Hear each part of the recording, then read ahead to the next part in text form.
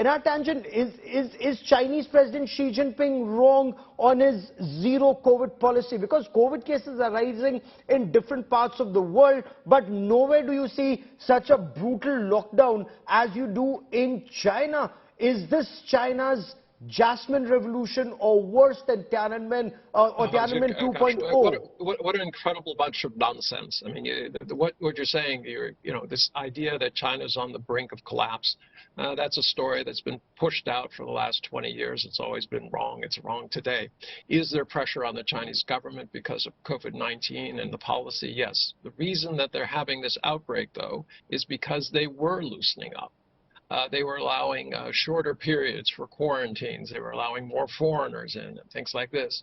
And this has resulted in more cases. Prior to that, no one was getting in or out of China very easily, and they were keeping the cases down. But they realized they can't do that forever. China is a trading nation. So therefore, they were trying to loosen it up. They've had mixed results. They're going to continue to try to take care of it. But this narrative that... no, forget the narrative. Tell me facts since you're there. Forget. You may say you may claim it's nonsense, but when you look at these protests, students and factory workers on the streets, when you look at these protests where thousands are saying down with Xi Jinping, down with Xi Jinping. You had 40,000 farmers, for half a year camped out. There was but we're a democracy. We're a democracy. We're used to it. You're a dictatorship, aren't you, sir? Democracy does not include that kind of protest, and there was, in fact, real hard action taken by the government. But let's put that aside. I mean, democracies and China are very different. China has its own version of democracy. They think it's representative. They don't have a bunch of millionaires or people who buy votes and put themselves into positions of power. Sure, be that as it may. We are not having a discussion on democracy today. The discussion today is on China's failed COVID policy, and if it is, you want to frame if it is, no, I'm not arguing with you in our tangent. I'm not combative. I am just watching what's happening on television. There's something terrible going on. So you agree there's something terrible going on? Okay, General Sharma, there is a surge in COVID cases in several countries. There's a surge. Why is China locking up everyone? I want to understand. Why is China locking up everyone in COVID isolation centers, and I want you to see those images. Hold on. I mean, hold on in our tangent. I mean, why? Be calm, sir. If there's nothing to worry, you should celebrate. I am calm, but this is just such utter nonsense. You may think so. Why are you building isolation centers to lock up 90,000 people in Beijing and a couple of 100,000 in different parts of China? There's not 90,000 people locked up in Beijing at this point. Let me get General.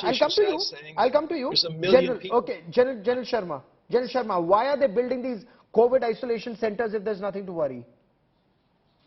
So, Gaurav, the point is it's a question of social stability. It's a method of handling the whole issue. Now, in ensuring the social stability in China, the government decided that the best way is that they would not like to have mass casualties.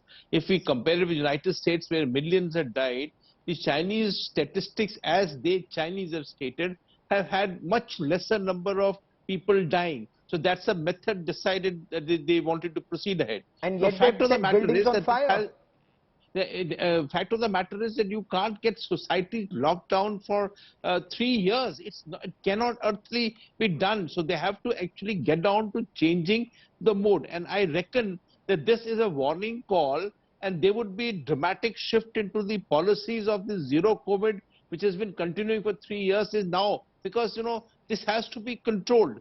And we're not talking about any collapse in China. It is just that this is a warning call that you have to change the policies and get on with this mass campaign of getting the vaccines done, which has not been taken up in the same manner like even it was done in India, as also the systemic of allowing people to go across with their economic activity.